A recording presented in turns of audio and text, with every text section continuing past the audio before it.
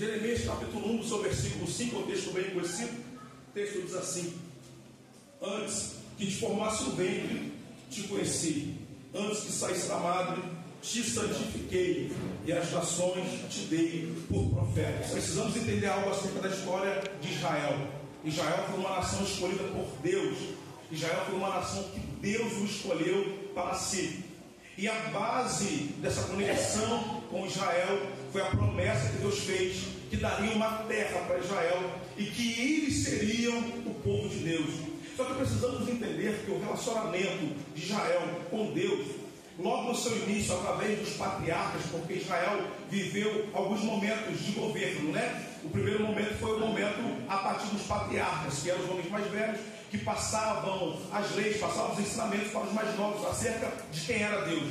Logo após os patriarcas, Israel ele entra dentro do Egito, porque Deus já tinha falado com Abraão que o povo de Abraão passaria 400 anos sendo escravo numa terra estranha. Então Israel entra no Egito, fica 400 anos, e quando Israel sai do Egito, Israel sai sendo liderado por um homem chamado Moisés.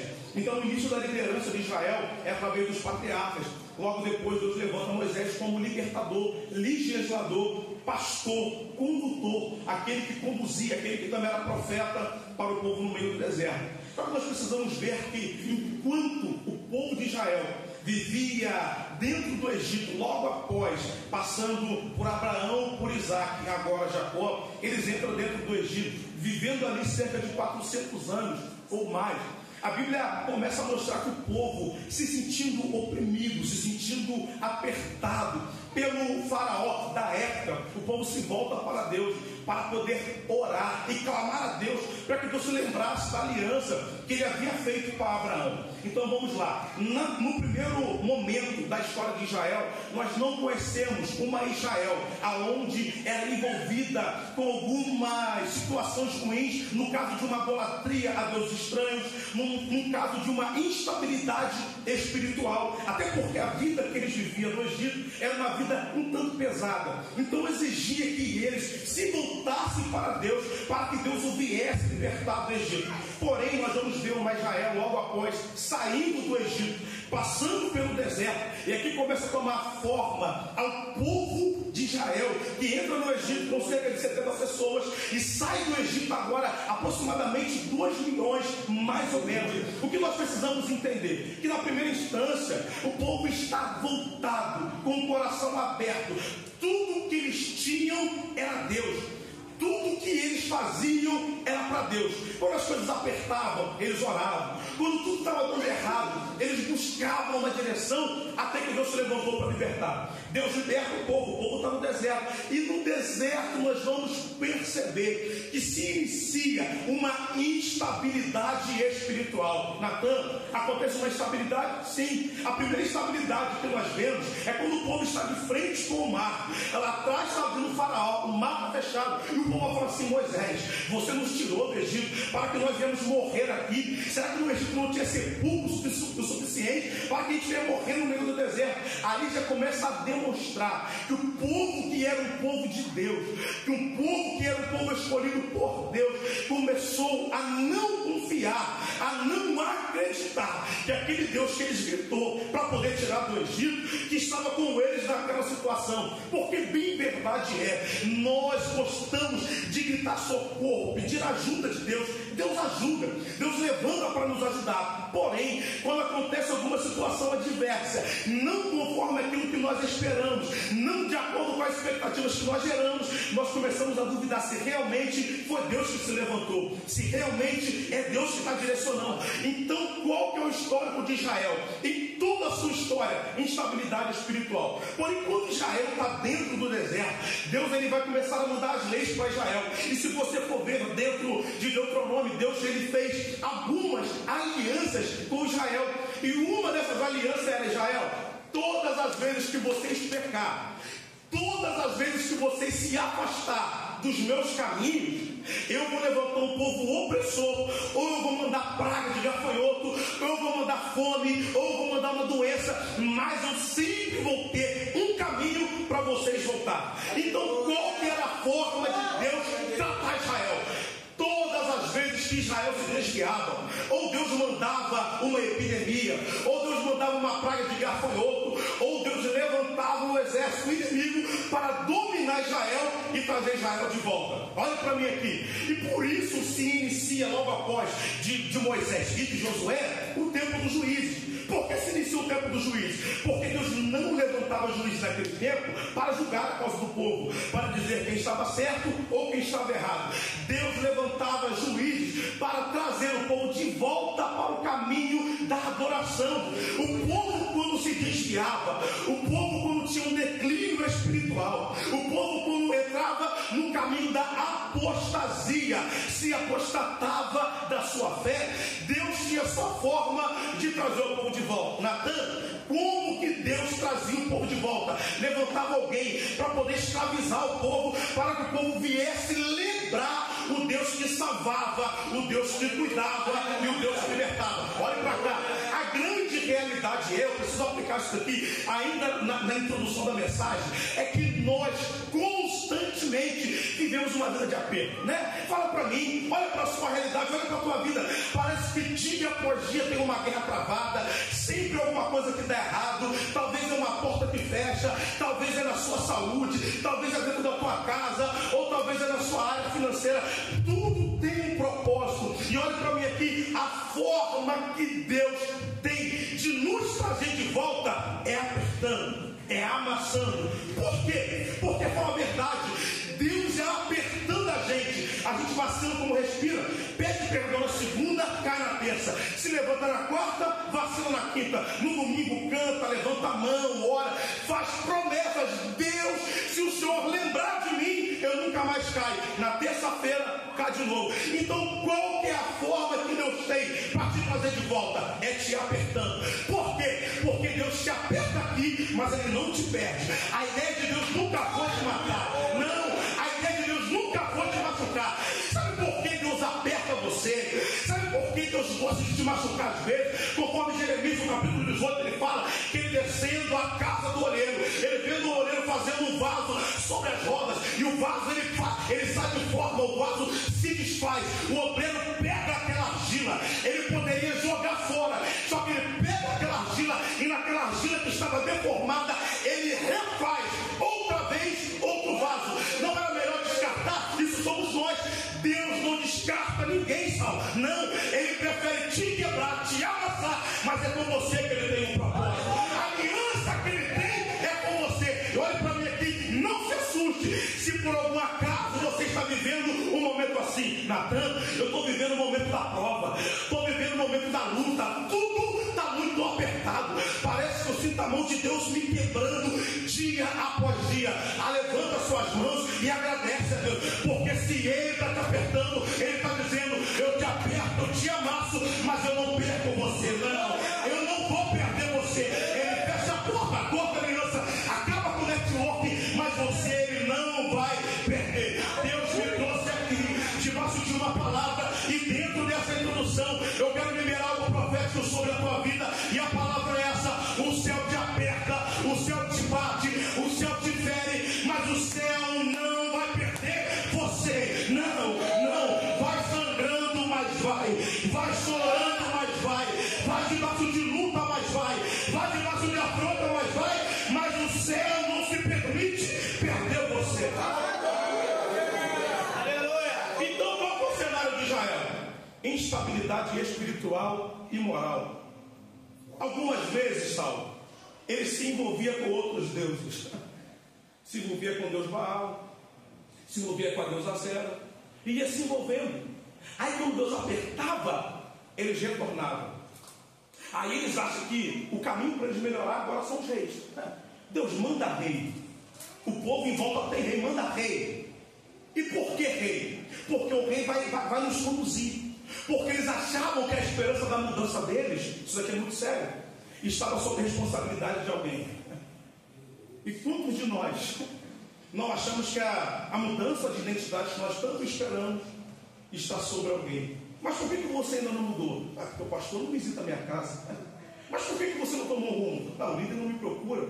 Eu entro na igreja e ninguém fala comigo. É porque nós nos acostumamos a terceirizar a culpa. É mais fácil eu depositar em alguém do que eu assumir que eu preciso de uma mudança. É mais fácil eu apontar para alguém, eu olhar para alguém, transferir a culpa que é em mim, do que eu olhar para mim mesmo e falar assim, eu preciso tomar uma posição. Olha para cá. Então Israel vai falar assim, Deus, nós precisamos dos reis.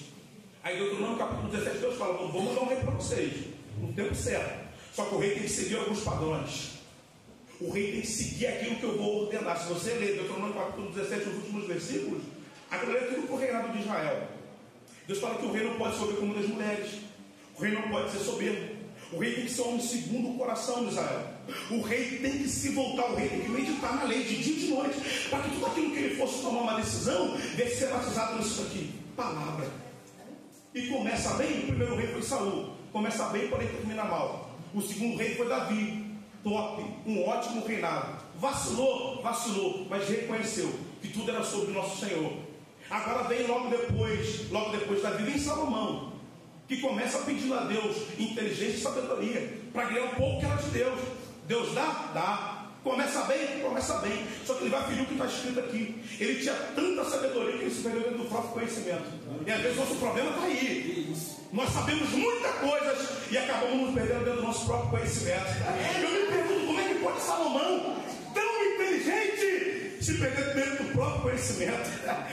Deus falou, não se envolva com muitas mulheres, para não trair Deus estranho para Israel. O que Salomão faz? Se envolve. Aí logo depois de Salomão, vem agora o seu filho, que vai rachar o reinado, vai dividir o reinado. 10 tribos para um lado, 2 tribos para o outro. Reino do norte, reino do sul.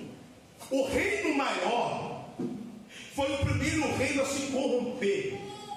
Foi o primeiro reino, e Deus levantou os profetas para poder avisar, calma. Deus vai levantar os profetas, calma, está na direção errada. Só que o problema de não querer ouvir o profeta, achar que ele sabe fazer o que ele tem que fazer, Deus permite que eles sejam saqueados pelos assírios e são dominados, ao ponto de perder a própria identidade. Vai sobrar o menor reino? E aí? E aí que até então, pastores estão caminhando bem. Eles não se corromperam. Espiritualmente falando, não. O culto funciona normal. Entrega a oferta no altar, faz tudo o que deve ser feito, porém, só faz para mostrar que está fazendo. E o coração está distante. Aí Deus vai levantar os profetas, olha só, o povo me louva com os lábios, mas o coração, olha para mim aqui. A gente acha que Deus gosta de teatro. Por quê? Porque a gente entra aqui, faz coisa de vaso, levanta até a mão para poder louvar. Na hora da leitura no telão, lê até alto. Mas é só para impressionar a massa. É para mostrar que estamos aqui fazendo. Tem muita gente que se acostumou a entregar o melhor, não por ser de coração, é porque acha que está igual no futebol, sempre tem um olheiro.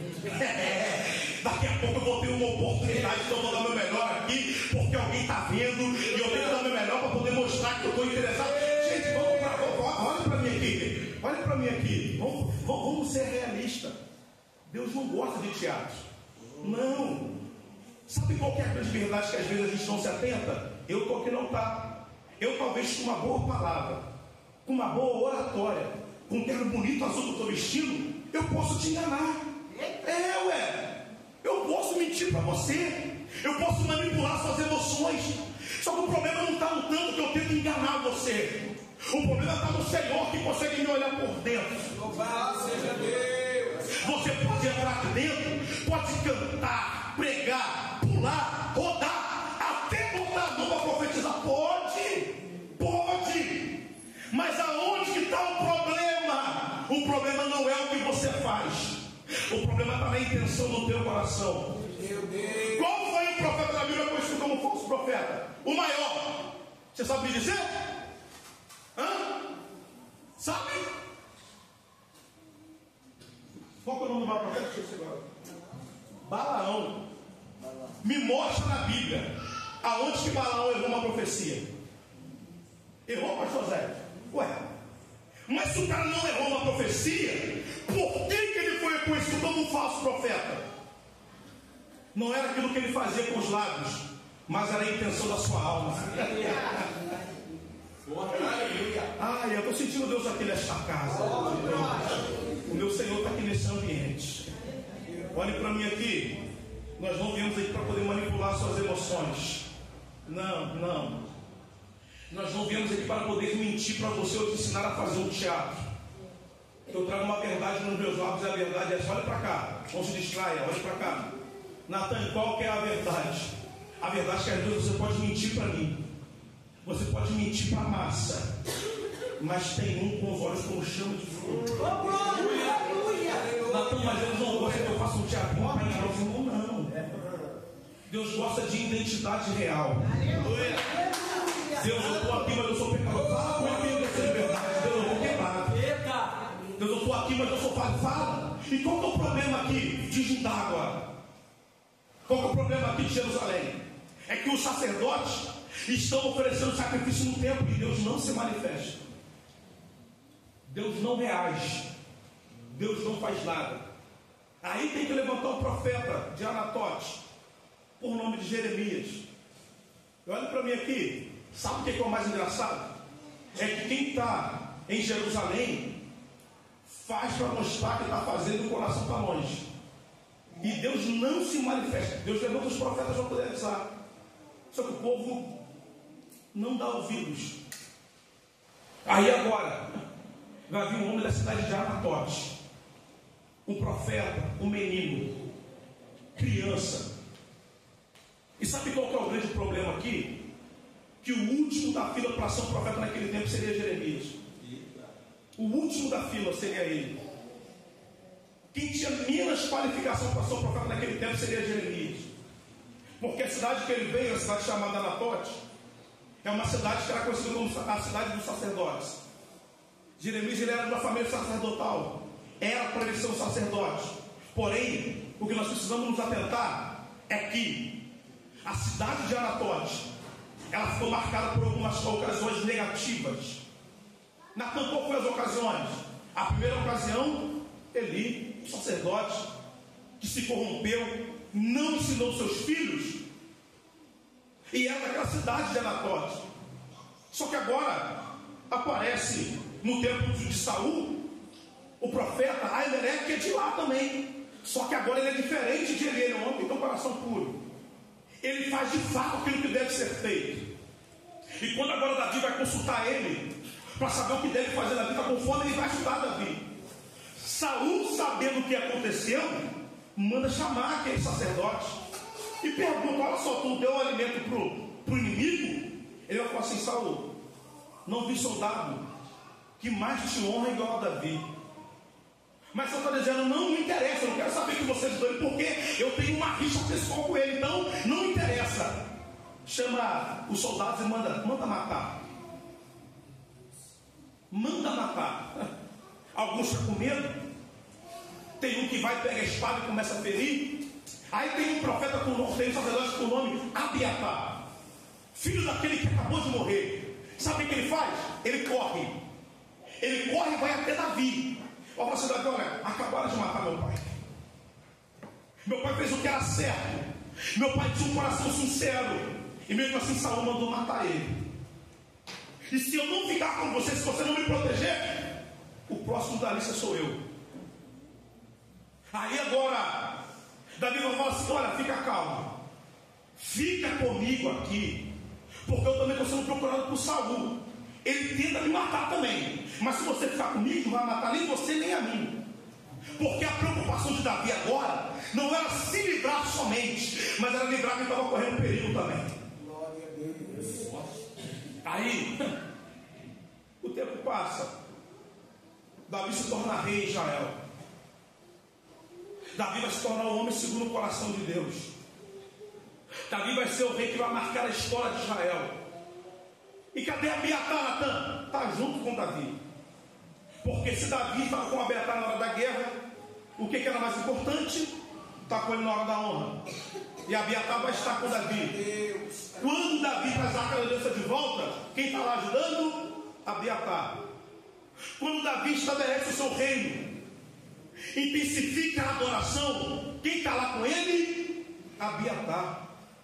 Abiatar, ele participa, pastor Zé, de todo o reinado de Davi, todo, do início ao fim.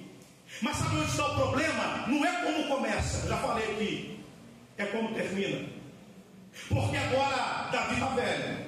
Aí Adonias, filho de Davi, vendo que depois que Davi pegou com Betseba, a espada entrou na casa dele, o filho que era para ter direito ao trono morreu, ele vai achar que o trono é direito dele. Ele vai começar a falar assim: olha, eu preciso de alguém junto comigo aí, preciso de um povo junto comigo aí, porque Davi já está velho mesmo. Daqui a pouco ele vai morrer e o trono vai ser meu. Só que eu entendo, pastor Zé, uma rapaziada que não conhece a história de Davi abraçar essa ideia. Talvez os amigos do filho de Davi poderiam sim abraçar essa ideia. Mas Abiatar, não. Abiatar estava com ele no começo. E sabe o que eu entendi aqui? Que Abiatar foi só um interesseiro. A preocupação de Abiatar era com a própria vida. Enquanto Davi estava dando instabilidade, ele estava ali. E agora que Davi está velho, ele está preocupado de novo com ele. Com ele e eu. Davi está velho e eu, né? Porque é assim, a gente se preocupa só com e o eu. E para mim? O que tem para mim? O que eu vou fazer? Nesse culto voltar para casa aí, será que eu vou ter uma oportunidade? E eu? Não é essa a pergunta? Mas e aí, e eu? E eu? Como é que eu vou fazer? Nesse novo tempo da igreja, e eu? E para mim? Vou ficar parado no banco? Porque tem gente que está preocupado com mim. Para mim. Meu Deus. Aí a Bia está preocupada com para mim. Ele vai se vender. Ele vai rasgar, vai quebrar a aliança que Davi estabeleceu com ele. Aí quando Salomão assume o reinado, Salomão fala assim: vai Davi, eu vou matar todos os traidores. Todos. E qual é o primeiro que Salomão vai matar?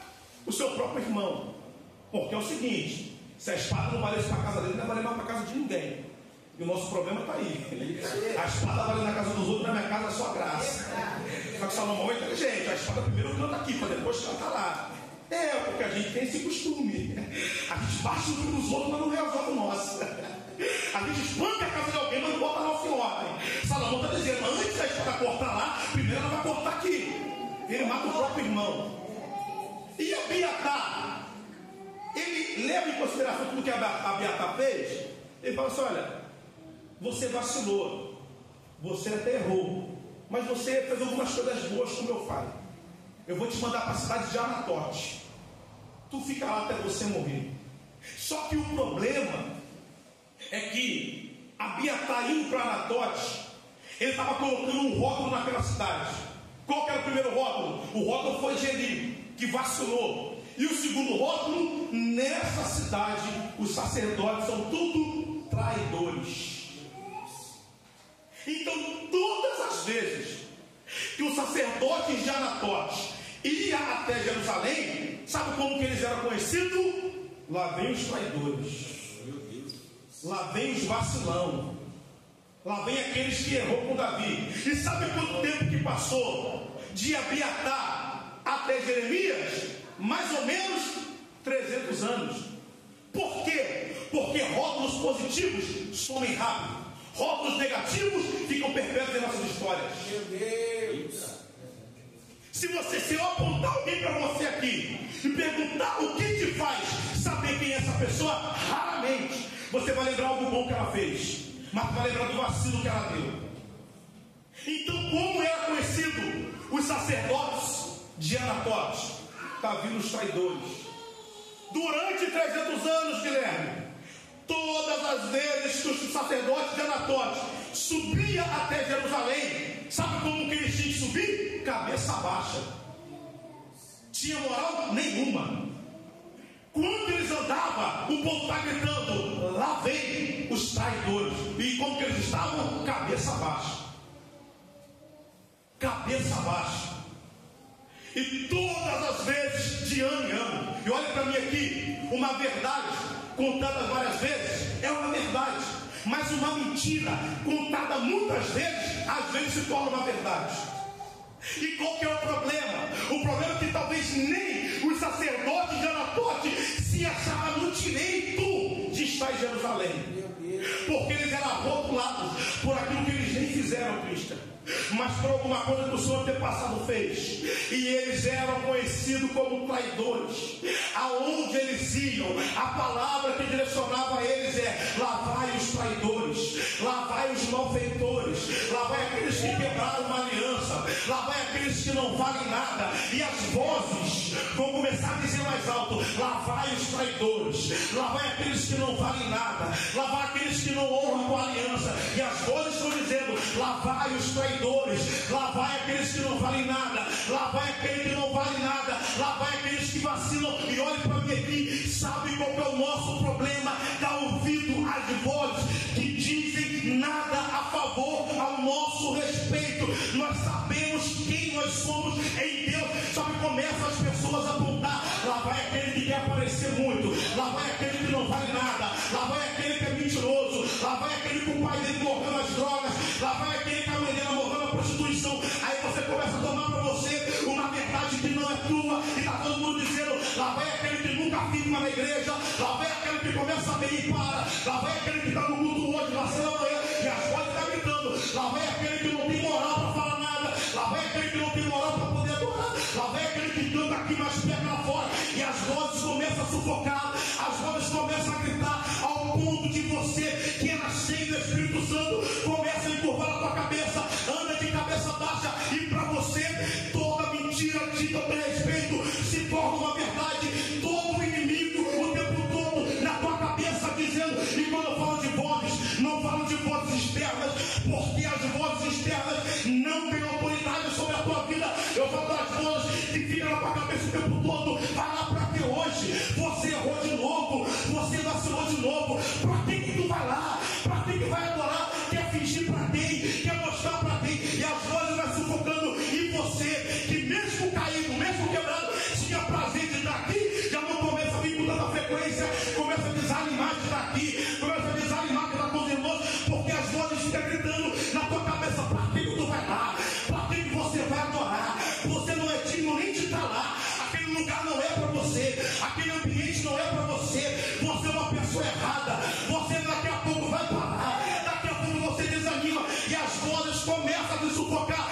Quem é você? Quem é você? O que você vai fazer lá? E você que andava com a cabeça erguida, começa a andar com a cabeça baixa. Meu Deus! Aleluia! Espírito de Deus.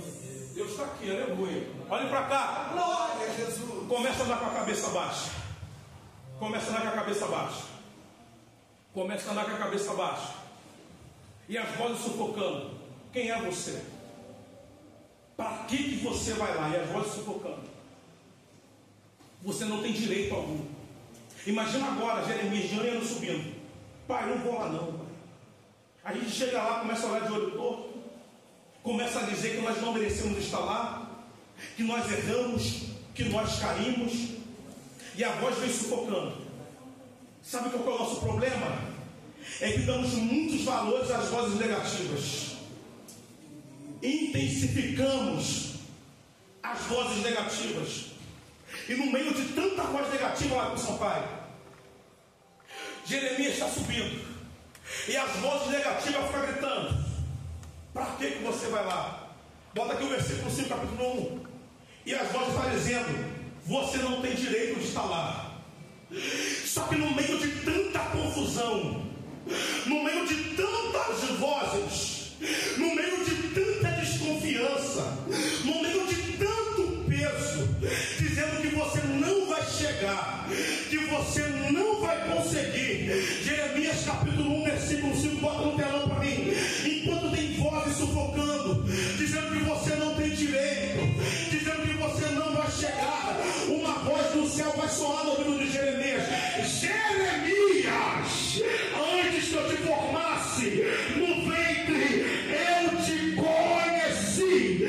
Antes que saísse da madre, eu te santifiquei, e as nações nações eu te dei por profeta. Porque Deus fala com Jeremias que antes de formasse no ventre eu te conheci. Deus está dizendo: eu sei quem é você de verdade. Você não é o que a sociedade diz ao teu respeito. Você não é o que a tua cabeça grita. Você não é o que Satanás fala. Você é o que o céu resolveu investir em você. Feche seus olhos, bota a mão no teu coração. A Deus vai meditar com mais top do louvor. Para a gente encerrar, feche seus olhos aí. Escuta isso. Ó, calma aí. A voz de quem tem isso? Meu Deus, vai de novo, Deus.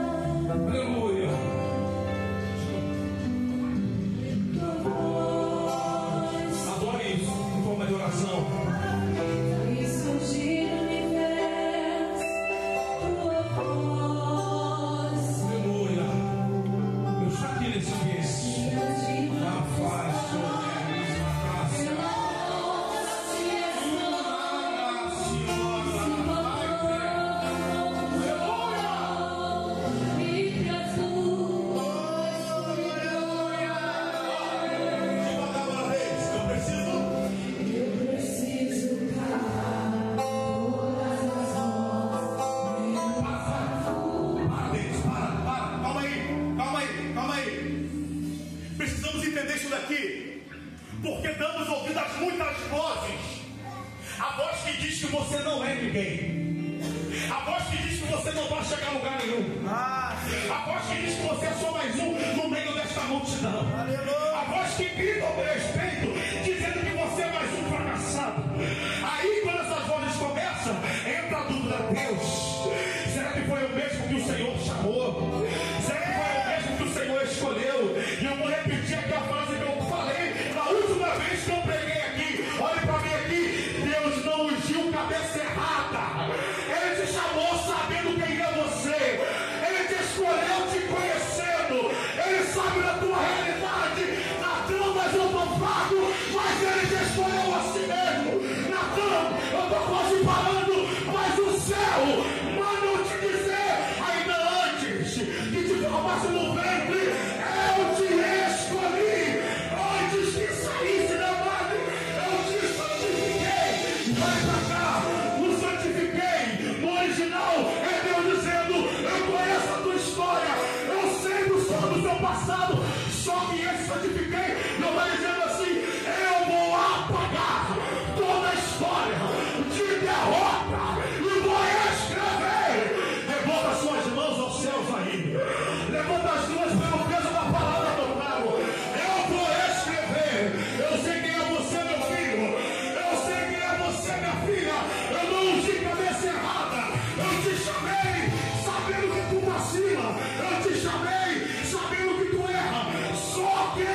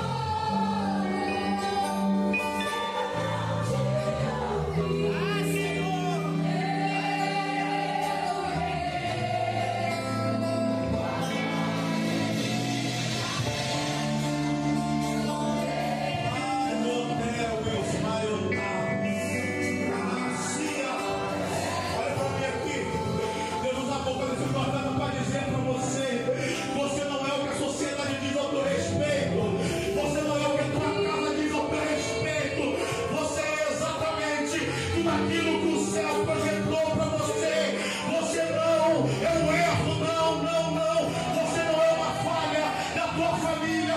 Você é aquele que Deus separou.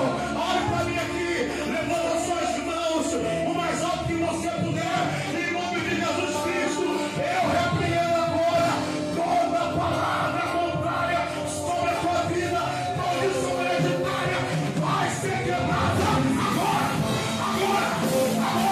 uma nova história, o céu é reservado.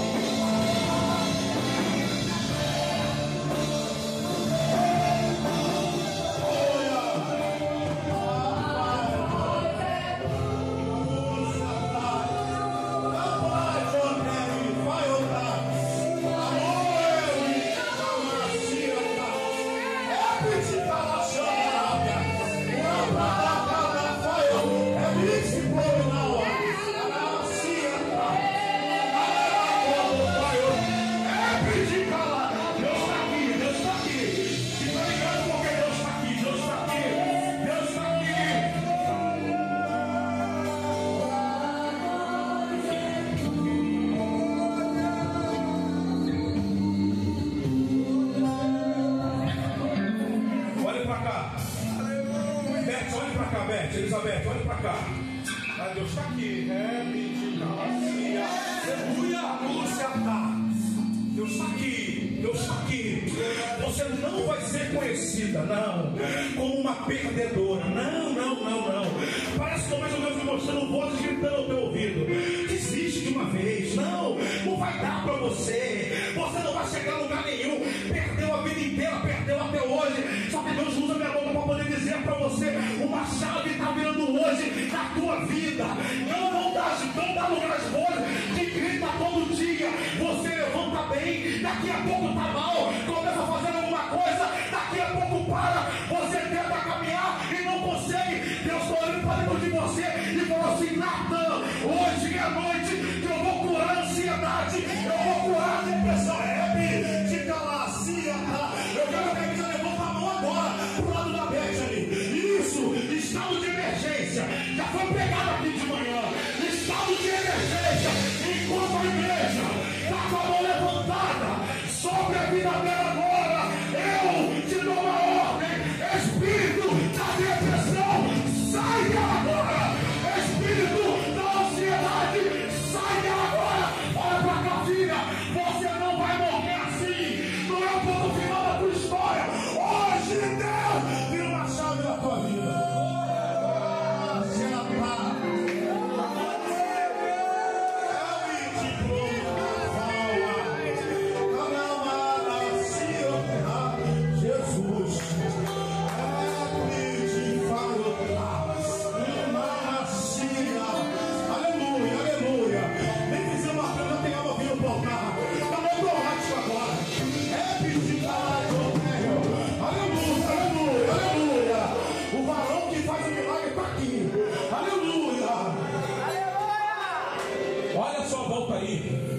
Vê se não tem ninguém precisando desse Jesus hoje. Vê se não tem ninguém precisando de ter uma vida transformada hoje. Cadê os evangelistas dessa casa aqui? Duas almas aqui, você pode aplaudir o Senhor. 3 almas aqui. Aleluia! Aleluia! Deus! Aleluia! Faz o seguinte para a gente encerrar a minha oportunidade aqui. Abraça o irmão que está do teu lado aí, em nome de Jesus. Agora, vai, abraça aí. Isso. Abraça assim. Eu quero que você fale com autoridade no ouvido dele agora. Mas fala com autoridade de profeta. Tem uma unção profética aqui. Nesta casa tem uma unção profética aqui. Tem. Fala com autoridade para ele. Sabe por quê? Eu falo para você falar com o irmão que está do teu lado. É porque às vezes você vem no culto aqui e não sabe como é que está a vida dele. Você só vem aqui, vai embora para casa, não bate um papo e não sabe como é que está o irmão.